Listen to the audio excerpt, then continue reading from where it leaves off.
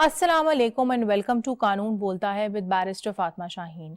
नाजरीन, जैसे कि हम सब जानते हैं WHO और UN की डेफिनेशंस जब हम बात करते हैं डिसऑर्डर्स की या मेंटल इलनेसेस की तो वो बहुत वसी और बहुत फ्लेक्सिबल हैं।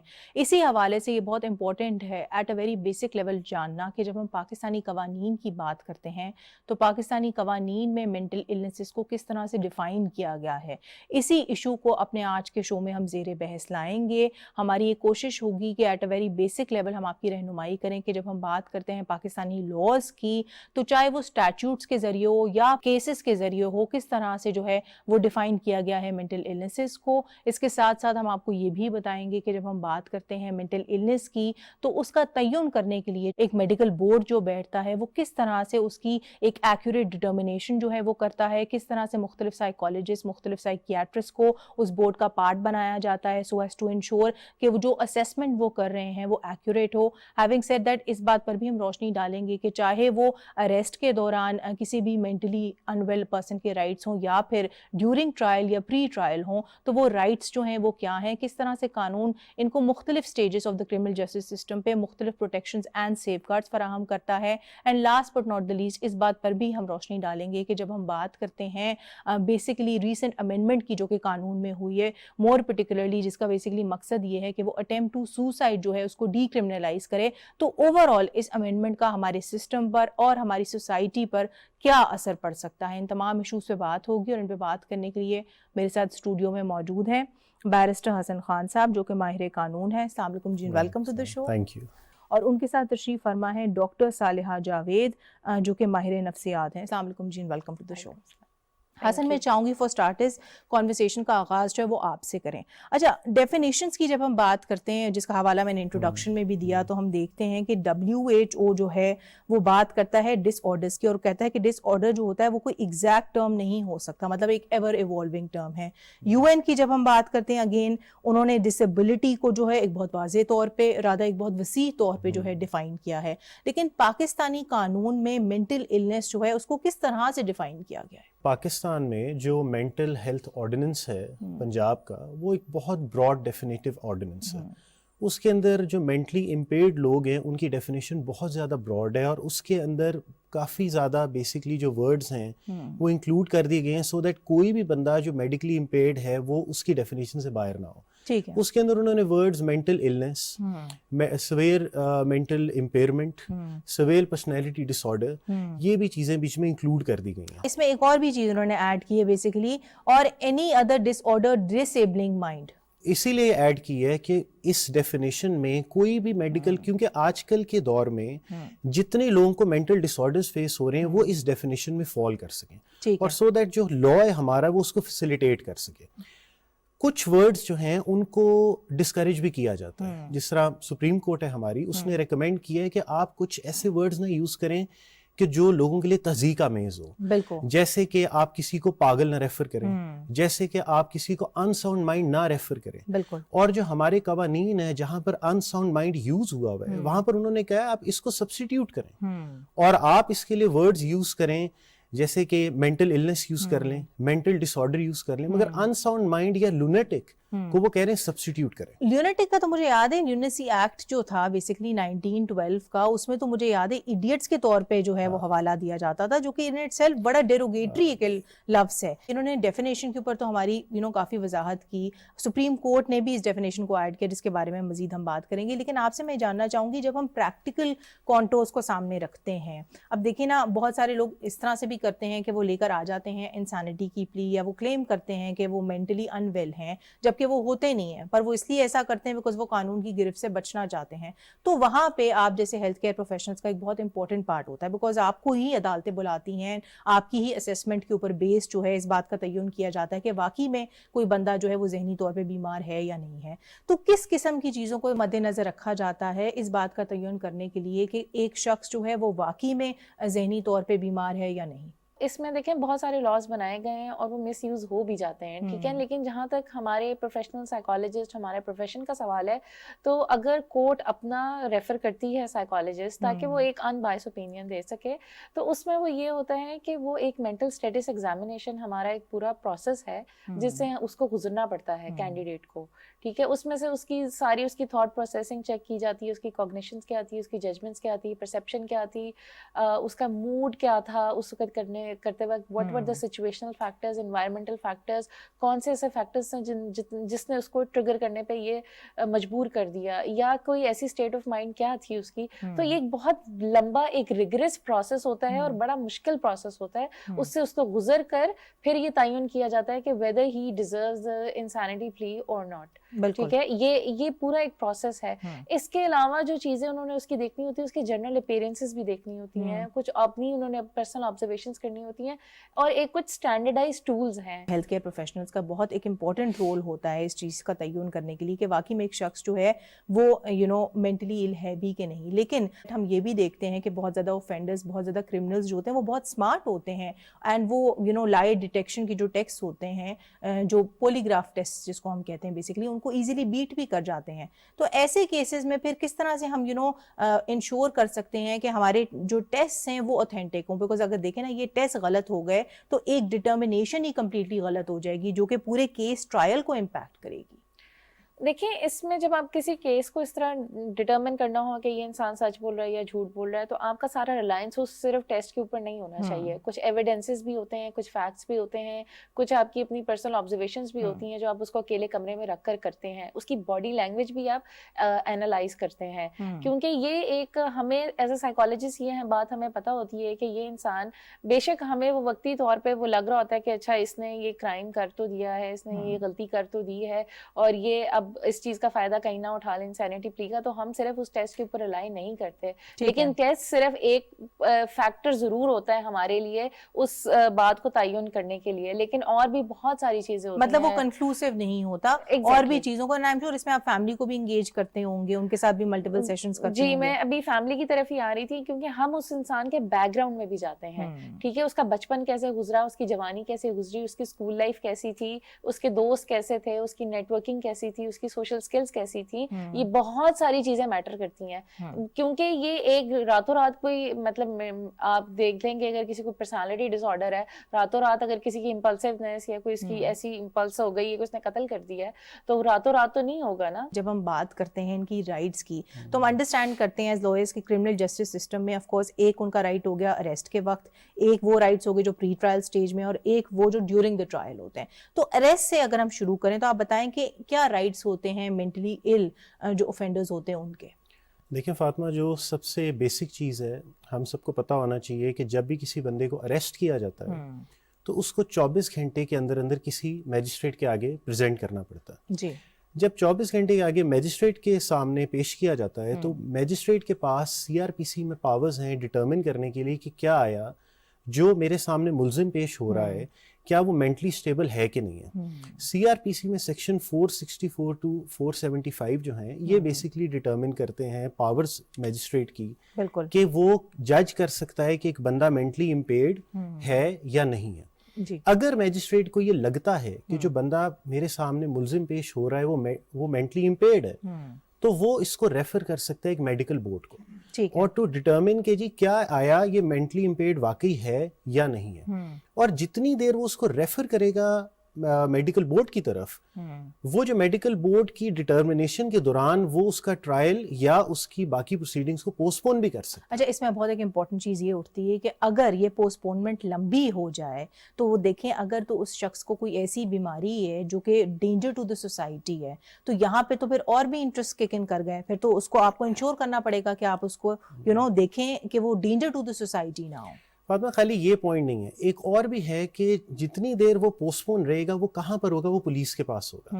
تو ہمیں اگلی چیز یہ بھی دیکھنی کہ کیا پولیس اس قدر کیپیبل ہے کہ ایک میڈیکلی امپیئرڈ بندہ جو مینٹلی امپیئرڈ ہے اس کو ہینڈل کر سکتی ہے. تو اگلا یہ بھی ایک بہت بڑا ایشو ہے جو ابھی تک ہمارے کرمنل جسٹس سسٹم میں ایڈریس نہیں ہوا ہوا, بیکاز ہماری پولیس جو ہے وہ ایک سرٹن کیٹیگری سے پڑھ کے آتی ہے, مگر وہ ایک بالکل جو ایک پرانا کورس ہے اسی کو فالو کر رہے ہیں, مگر وہ اتنے اکوپڈ نہیں ہیں کہ وہ اس طرح کے میڈیکلی امپیئرڈ لوگوں کو ڈیل کر سکیں. اس میں آئی تھنک انویسٹیگیشن آفیسرز جو ہیں ان پہ ہمیں زور دینا چاہیے. اچھا, یہ آپ نے بتایا, لیکن یہ بھی آپ ناظرین کو بتائیں, جب ہم بات کرتے ہیں ان کے اریسٹ کے حوالے سے, اب یہ ہم سب جانتے ہیں ایک جنرل پرنسپل ہے لاء کا کہ جو پریگننٹ خواتین ہوتی ہیں جب ان کو گرفتار کیا جاتا ہے تو ان ان کو ہینڈ کف نہیں کیا جاتا, ان کو ہتھکڑیاں نہیں پہنائی جاتی. تو مینٹلی ال جو لوگ ہوتے ہیں کیا ان کے لیے بھی اس طرح کی کوئی ریکوائرمنٹس ہیں؟ مینٹلی ال کا تو جب تک کورٹ ڈٹرمن نہیں کرتی ان کو تو نارمل اسی طرح ہی ٹریٹ کیا جاتا ہے. جب تک وہ ڈٹرمنیشن ہو جاتی ہے تو پھر کورٹ کے پاس 2 آپشنز ہوتی ہیں بیسکلی. ایک تو کورٹ یہ کر سکتی ہے کہ ان کو پرماننٹلی پوسٹ پون کر دیے ٹرائل, اور دوسرا یہ کہ ان کو ریفر کر دیا جائے کسی مینٹل انسٹیٹیوشن کی طرف. کورٹ ایک فردر چیز بھی کر سکتی ہے کہ ان کو فل فار بیل گرانٹ کر دے.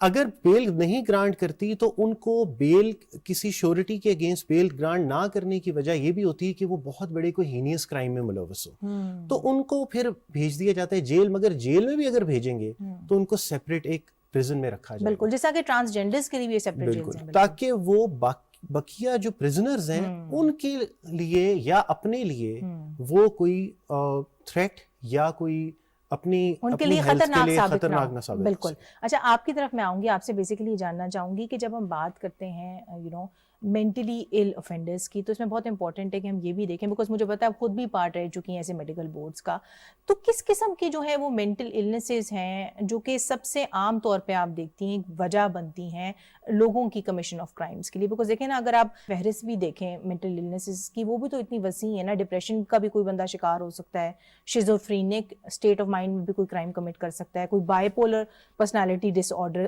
کی فریم آف مائنڈ میں بھی کوئی بھی کرائم کمٹ کر سکتا ہے. تو as mental health care professional آپ کیا سمجھتی ہیں کہ وہ کون سی بیماریاں ہیں جو موسٹ کامنلی ایٹریبیوٹ کی جاتی ہیں اس طرح کے کمیشن آف کرائمس کے ساتھ؟ ایک میں نے ڈپریشن دیکھا ہے, دوسرا میں نے شیزوفرینیا دیکھا ہے. شیزوفرینیا میں ان کو یہ خیالات ہوتے ہیں, جہاں پہ آپ نے اکثر سنا ہوگا, کافی آپ نے کیسز سنے ہوں گے جہاں پہ وہ کہتے ہیں کہ مجھے خواب میں وہ فلانے صاحب آئے اور انہوں نے کہا کہ اپنی بیٹیاں قتل کر دو. آپ کو گاؤں میں, دور دراز علاقوں میں جہاں پہ آپ کو غریبی ملتی ہے, وہاں پہ اکثر میں نے یہ دیکھا سننا ہے کہ مطلب دیکھا بھی ہے اور ایکسپیرینس مطلب آبزرو بھی کیا ہے. تو ان کو یہ لگتا ہے کہ جہاں پہ ہم یہ ڈیلوژنز اور ان کو ہلوسینیشنز ہونی شروع ہو جاتی ہیں, اس کو ریورس کرنا بہت مشکل ہوتا ہے. آپ اس کو سپریس کر سکتے ہیں دوائیوں سے, لیکن اس کو ٹریٹ نہیں کیا جا سکتا 100%. جو دوسری چیز ہے جو سب سے زیادہ ہے وہ آپ کا ڈپریشن ہے, لیکن ڈپریشن میں بھی فنکشنل ڈپریشن ہے.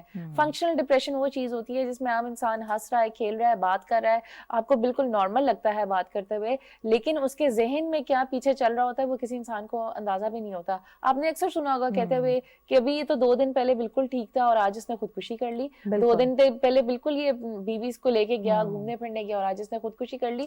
تو جو سب سے زیادہ چیز اس وقت پریویلنٹ ہے ہمارے معاشرے میں وہ فنکشنل ڈپریشن ہے. فنکشنل ڈپریشن انفلیشن ریٹ کی وجہ سے ہوتا ہے. اچانک اتنا اچھا انسان تھا, اتنا شریف انسان تھا, چوری کر لی. جب ہم بات کرتے ہیں ان کے رائٹس کے, خاص طور پہ وہ رائٹس جو ان کو اکرو کرتے ہیں دوران قید, تو اس حوالے سے بتائیں کہ وہ کیا بیسک پروٹیکشنز اور سیف گارڈز جو کہ قانون ان کو فراہم کرتا ہے.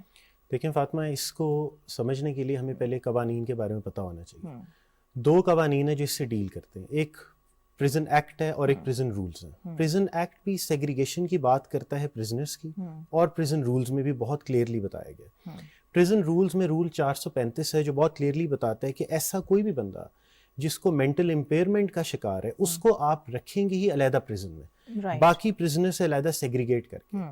اور اگر کوئی بھی پرزنر جو جیل میں آتا ہے اور اگر کسی سپرنٹینڈنٹ جیل کو یہ لگتا ہے کہ اس کو مینٹل انسٹیٹیوشن میں جانا چاہیے, تو وہ in accordance with the principles of Pakistan prison rules وہ لکھتا ہے میجسٹریٹ کو کہ اس کو ریفر کر دیا جائے ایک مینٹل انسٹیٹیوشن میں.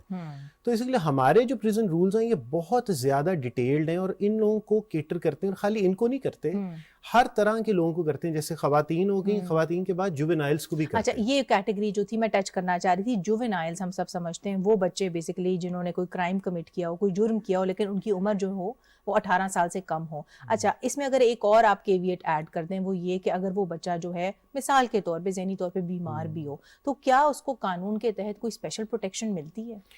دیکھیں فاطمہ, اس کا آپ کے نالج میں ہوگا, یہ جوونائل کا ایکٹ باقاعدہ بنا ہوا ہے جس کے اندر بہت کمپریہنسو پروسیجرز ہیں.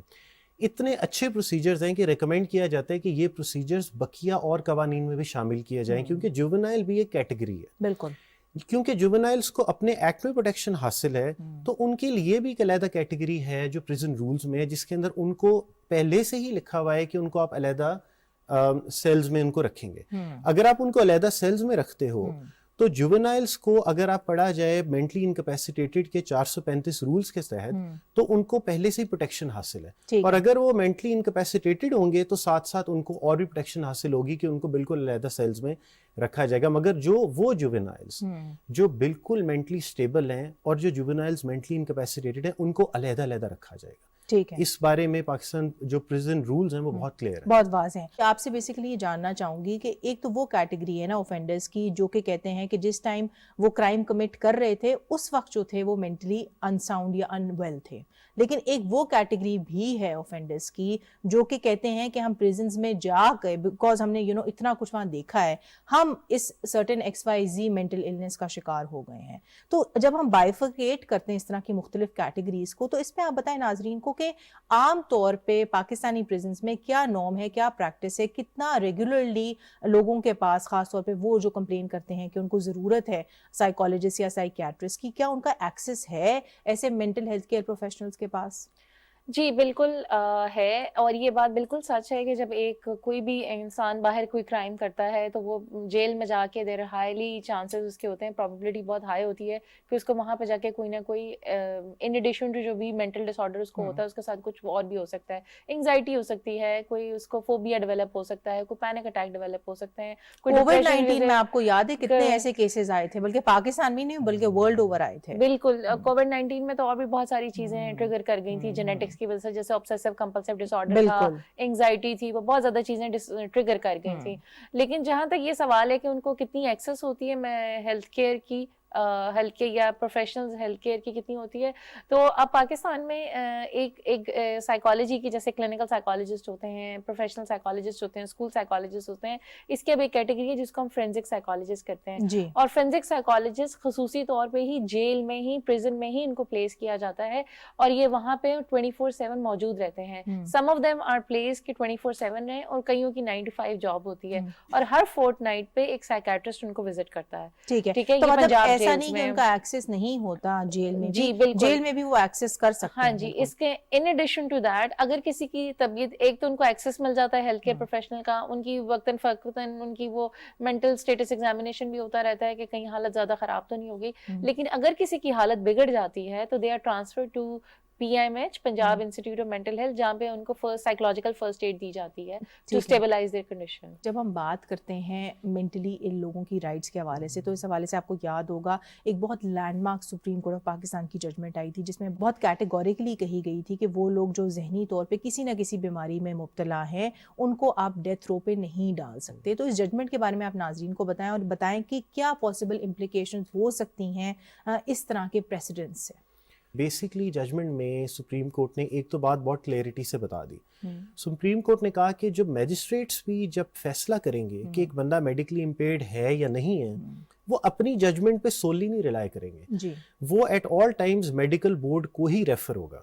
اور جب میڈیکل بورڈ کو ریفر ہوگا اس کی فائنڈنگز, جو مٹیریل آن ریکارڈ ہوگا, اور کاؤنسل کی آرگومنٹس, ان تینوں چیزوں کو کنسیڈر کر کے فیصلہ کیا جائے گا بندہ مینٹلی اسٹیبل ہے کہ نہیں ہے. ٹھیک ہے. دوسری بات جو اس ججمنٹ میں بہت کلیئرلی سپریم کورٹ نے کہی, سپریم کورٹ نے کہا کہ ہر مینٹل النس اور مینٹل ڈس آرڈر کو آپ ہر طرح کی ڈیزیز میں نہیں لے کے آ سکتے. انہوں نے کہا کہ اگر آپ اف یو آر سیڈ تو اس کا مطلب نہیں آپ مینٹلی ڈس آرڈر ہیں, یا آپ لون رہنا پسند کرتے ہیں اس کا مطلب نہیں آپ مینٹلی ڈس آرڈر ہیں. تو انہوں نے یہ چیز ڈسکس اس لیے کی کہ ہر بندہ جو یہ انسینٹی کی پلی لے لیتا ہے, یہ ہر بندہ جو کرائم ہے یا جرم ہے اس سے بچنے کے لیے اس فری کا سہارا. یہی بات میں نے حسن شروع میں کہی تھی کہ آپ دیکھتے ہیں اور اس طرح کے بڑے ہائی پروفائل کیسز بھی سامنے آئے ہیں جہاں پہ لوگ بڑی ایزیلی قانون کی گرفت سے بچنے کے لیے کہہ دیتے ہیں کہ ہم نے تو جس ٹائم پہ یہ کرائم کمٹ کیا ہم تو تھے ہی انسین, یا ہم مینٹلی جو تھے وہ انویل تھے. لیکن اسی بات کو آگے بڑھاتے ہوئے اس آئی تھنک ججمنٹ کی خوبصورتی اس چیز میں بھی لائی کرتی کہ بہت زیادہ اسٹریس جو ہے کورٹ نے اس وقت پلیس کیا میڈیکل بورڈ کی اسیسمنٹ پہ. تو اس حوالے سے کورٹ کی کیا آبزرویشن تھی اس کے بارے میں بتائیں. کورٹ کی آبزرویشنز تھی کہ جو میڈیکل پروفیشنلز ہیں جو وہ ججمنٹس کر سکتے ہیں, ایک جج اپنی ایکسپرٹیز کے مطابق ان کے شوز میں اسٹیپ ان نہیں کر سکتا. جی, اور جج جب وہ اسٹیپ ان نہیں کر سکتا تو وہ اپنی خالی ججمنٹ پہ کسی کو مینٹلی ڈس آرڈر ہونے یا نہ ہونے کا فیصلہ نہیں دے سکتا. تو لہٰذا کورٹ نے ایمفسائز کیا کہ جو میڈیکل بورڈز ہیں آپ ان کی ہیلپ اور ان کی گائیڈنس اور ان کی فائنڈنگز کو اتنی ریلیونس دیں گے کہ جس کی وجہ پہ آپ فیصلہ کریں گے. انہوں نے تو بڑی کمپریہنسولی ایکسپلین کیا کہ سپریم کورٹ آف پاکستان کی اس پرٹیکولر کیس میں کیا آبزرویشن تھی. جب ہم بات کرتے ہیں اس طرح کی ججمنٹس کو انفورس کرنے کے لیے تو اس حوالے سے آپ جیسے مینٹل ہیلتھ کیئر پروفیشنلز جو ہیں وہ کیا کردار ادا کر سکتے ہیں؟ جو سب سے پہلی چیز جو ہم کر سکتے ہیں وہ یہ کہ ہم کیپیسٹی بلڈنگ کے اوپر بات کریں. کیپیسٹی بلڈنگ کے اوپر کچھ پالیسیز بنائی جائیں تاکہ ہم یہ دیکھیں کہ کیپیسٹی بلڈنگس کیسے لوگوں کی ڈیولپ کی جا سکیں. اب ہیلتھ کیئر پروفیشنل ہر کوئی تو سائیکالوجی کی ڈگری نہیں لے سکتا, تو لوگوں کو سائیکولوجیکل فرسٹ ایڈ بھی دینی بھی آنی چاہیے اور خود امپلیمنٹ کرنی بھی آنی چاہیے. تو اس کے لیے ٹریننگز اور اویئرنیس سیشنز بہت امپورٹنٹ ہے. Before we conclude today show, آپ سے بیسیکلی یہ جاننا چاہوں گی کہ ایک بہت لینڈ مارک جو ہے امینڈمنٹ کی گئی ہے ریسنٹلی پاکستان پینل کوڈ میں, جس کا بنیادی مقصد جو ہے وہ یہ ہے کہ اٹیمپٹ ٹو سوسائڈ جو ہے وہ اس کو ڈی کرمنلائز کریں. آپ ایز اے لائر اس امینڈمنٹ کو کس طرح سے دیکھتے ہیں؟ یہ امینڈمنٹ آئی ہے سن 2022 میں, اور اس امینڈمنٹ میں سیکشن 325 ہے جو پاکستان پینل کوڈ کو ڈیل کرتا ہے. اس کے تحت اگر کوئی بندہ پہلے سوسائڈ کمٹ کرتا تھا تو اس کو ایک کرمنلائزڈ اوفینس سمجھا جاتا تھا, اور اس کی سزا تھی اور ساتھ فائن بھی تھا. مگر پھر جب اس کے اندر ڈسکشنز ہوئی تو انہوں نے کہا کہ کون سوئسائڈ اٹیمپٹ کرتا ہے؟ سوئسائڈ تو اٹیمپٹ وہی کرتا ہے جو پہلے سے ہی مینٹلی امپیئرڈ ہوتا ہے. تو جو بندہ پہلے سے مینٹلی امپیئرڈ ہے تو اس کو آپ کیسے سزا دے سکتے ہیں؟ تو اس کو پھر انہوں نے لنک کیا مینٹل امپیئرمنٹ کے جو سیکشنز ہیں, جو میں نے آپ کو جس طرح بتایا تھا 464 465 ہے. انہوں نے کہا کہ جی سیکشن 325 پی پی سی کو ہم اس کو امینڈ کرتے ہیں اور اس کو اومٹ کر دیا. اس کے جب اس کو اومٹ کیا انہوں نے تو انہوں نے کہا کہ اب جو بھی بندہ سوئسائڈ کمٹ کرے گا وہ کرمنلائزڈ اوفینس میں فال نہیں کرے گا. آلدو انہوں نے ریکمینڈ کیا کہ آپ اس کی ڈسکشنز میں بل کی کہ اس کو ریکمینڈیشن کی جائے کہ ان کی ریہیبلیٹیشن اور ان کو کیسے ان کو واپس سوسائٹی میں کیسے انٹیگریٹ کیا جا سکے. بالکل آپ کی طرف آؤں گی, and before we conclude today show آپ کا بیسکلی میں ویو پوائنٹ لینا چاہوں گی جو ریسنٹ امینڈمنٹ ہوئی ہے قانون کی, اس پہ آپ یہ ناظرین کو بتائیں کہ ایز اے سائیکالوجسٹ آپ اس کو کس طرح سے دیکھتی ہیں, بیکاز اب اس چیز سے تو کوئی انکار نہیں ہے کہ جہاں پہ پہلے لوگوں کو جو ہے پروسیکیوٹ کیا جاتا تھا جسٹ بیکاز وہ اٹیمپٹ کرتے تھے سوسائڈ کو, اب ان کو پروسیکیوٹ نہیں کیا جائے گا بلکہ اب ان کی مدد کی جائے گی.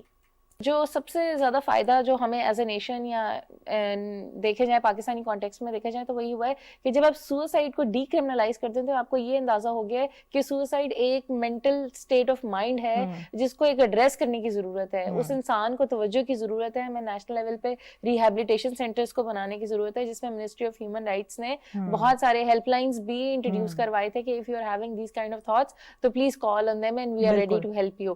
تو وہ ایک نیشنل لیول پہ آپ کو ہیلپ تو ملتی ہے, لیکن اس کو ایک اور اس سے وہ لوگ انکریجڈ ہوئے ہیں. It's a re enforcing.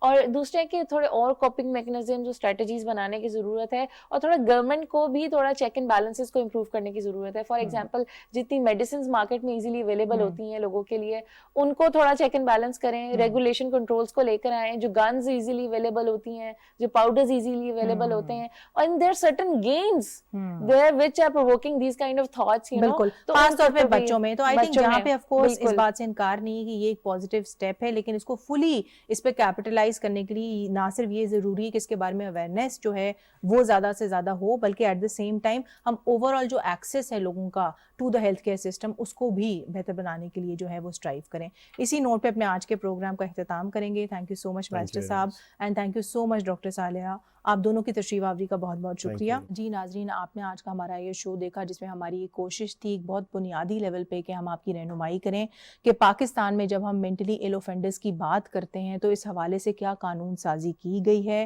اس حوالے سے کیا کورٹ ججمنٹس جو ہیں وہ آئی ہیں. ہیونگ سیڈ دیٹ, ریسنٹلی ہم نے یہ بھی دیکھا ہے کہ لاء میں ایک بہت نوٹیبل جو ہے امینڈمنٹ کی گئی ہے جس میں بڑے پرٹیکولرلی اٹیمپٹ ٹو سوسائڈ جو ہے اس کو ڈی کرمنلائز کیا گیا ہے, جہاں پہ اس بات سے کوئی انکار نہیں ہے کہ جنرلی اوور آل یہ امینڈمنٹ جو ہے ہمیں ہیلپ کرے گی کہ مینٹل ہیلتھ کو ہم پرائیورٹائز کریں. لیکن اگر ہم چاہتے ہیں کہ ہم اس کا مکمل طور پر فائدہ اٹھائیں تو یہ بہت ہی زیادہ امپورٹنٹ ہے کہ ہم اس کے بارے میں میکسیمم اویئرنیس جو ہے وہ کریٹ کریں, اور نہ صرف یہ ہم اس چیز کے لیے بھی اسپائر کریں کہ ہم ایک عام آدمی کا جو ایکسیس ہے to the health care system اس کو بہتر بنائیں. آج